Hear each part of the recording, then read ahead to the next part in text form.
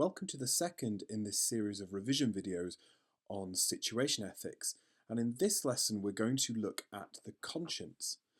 We're going to see what it is and what it's not, and ultimately learn that Fletcher emphasises that the conscience is all about making moral decisions rather than following rules. Now, Fletcher rejects deontology, rejects legalism, and therefore he's placing a lot of onus, a lot of responsibility on each individual person to make their own moral decisions. And this means that the conscience is going to play a fundamentally important role in his theory, perhaps even more so than other theories like legalism and deontological theories, which say, here's a rule to follow and you have to follow the rule. For Fletcher, he's saying, no, your conscience is going to play an essential active role in working out what the correct course of action is. So we need to have a clear understanding of what is conscience. Now, when I've put conscience into Google Images, you get a series of outcomes like this, which seem to show conscience very much in a Judeo-Christian model, with the person in the middle deciding between an angel or a devil who are recommending different courses of action. And this links to one theory of conscience. Now, this theory of conscience is that the voice inside us that we hear, that we label as conscience, is actually the voice of God. And you can see in this image by Rubens of the Annunciation, there's almost this divine light or a telephone, a direct line between us and God. And if only we were to listen to our conscience, we would always do the right thing. So ethics is simply about listening to the voice of God that is already within us. And that, for many people, many religious people obviously, is what the conscience is. A similar theory, although this is a secular view, is that our conscience intuitively knows what the right thing to do is. And it's the Jiminy Cricket view of conscience, that you should let your conscience be your guide. Another way of thinking about this is that the conscience is like a compass that automatically points towards the correct moral solution. And our job as ethical thinkers or as moral people is to pause, be quiet, and actively listen to the voice of our conscience, which intuitively knows the right course of action. Another view of conscience comes from Sigmund Freud. And this says that conscience isn't this wonderful hotline to God or this pure intuition that tells us exactly what the right thing to do is. Instead, he says that conscience is just the internalized values of our society. And in that sense, he's almost criticizing conscience.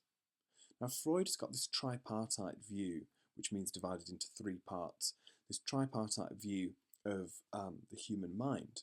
And he believes that we have id, which are our natural instincts, our animalistic instincts, the ego, which is the rational part of us deciding between moral and immoral actions, and the superego.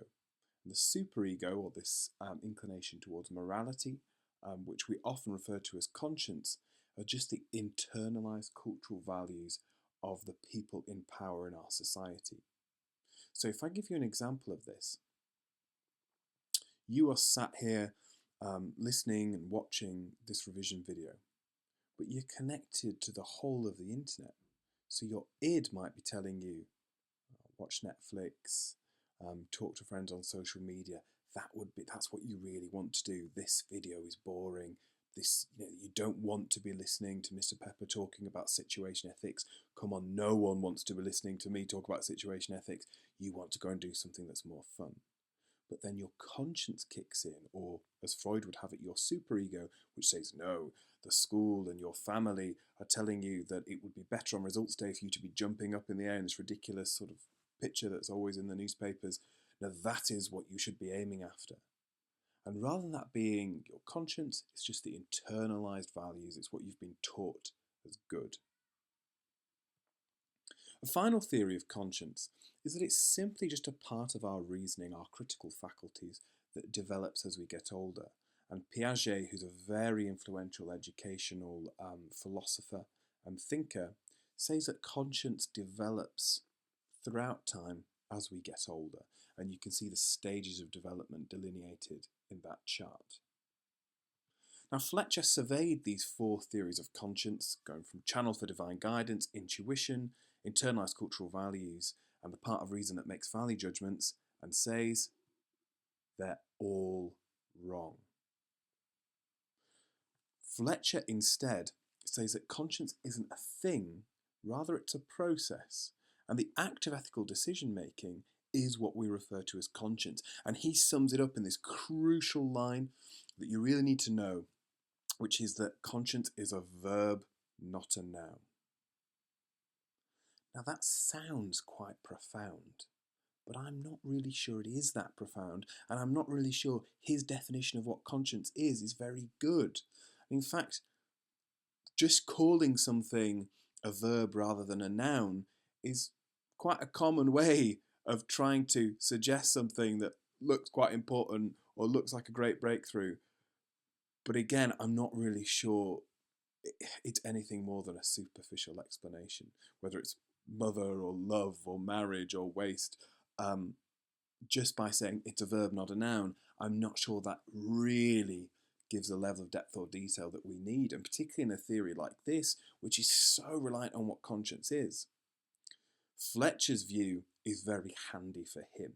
He's basically saying that conscience is the act of doing situation ethics. By describing it as a verb, as a doing thing, he's saying, hey, conscience is what situation ethics is all about. It's not about clinging to prefabricated moral rules. It's not about acting on the internalised views of your society or listening to God's voice. It is the process of moral decision making. And therefore, situation ethics is your conscience. Grammatically, it doesn't quite chime, and it's not as profound as perhaps he thinks it is or it initially first appears. And so I have some misgivings about his definition of conscience, but that's what it is.